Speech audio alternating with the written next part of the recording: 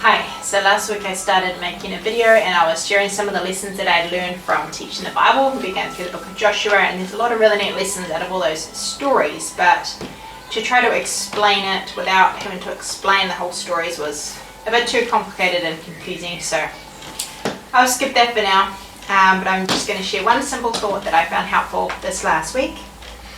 So there's always things that can make us feel stressed and worried. So this last week, a few different things happened which made me feel stressed and worried.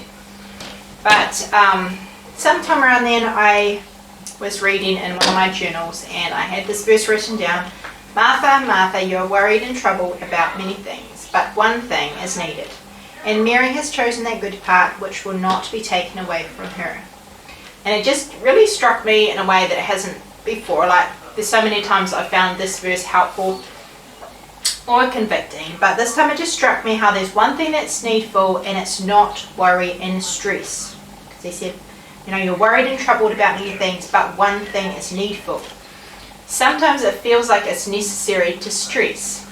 Sometimes things happen that can feel stressful and it can kind of make us panic. But it is not necessary to stress. It's not needful. But what is needful is what Mary did, to sit at Jesus' feet. And at Jesus' feet we can tell God all the things that make us feel stressed, and He will help us to work those things out. But it's not necessary to stress and worry. That is not the one thing that is necessary. The one thing that is necessary is to be close to God and to spend time with Him. And it makes such a difference when we do that, when we bring all those stresses to God and pray, because He does work those things out, or He gives us help with them. So this is what I wrote down in my journal. One thing is needed, and it's not worry and stress. They are not necessary. It is time with Jesus that is needed.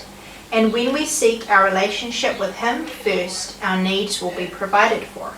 Our problems and stresses will be taken care of. We can take our worries and cares to Jesus' feet.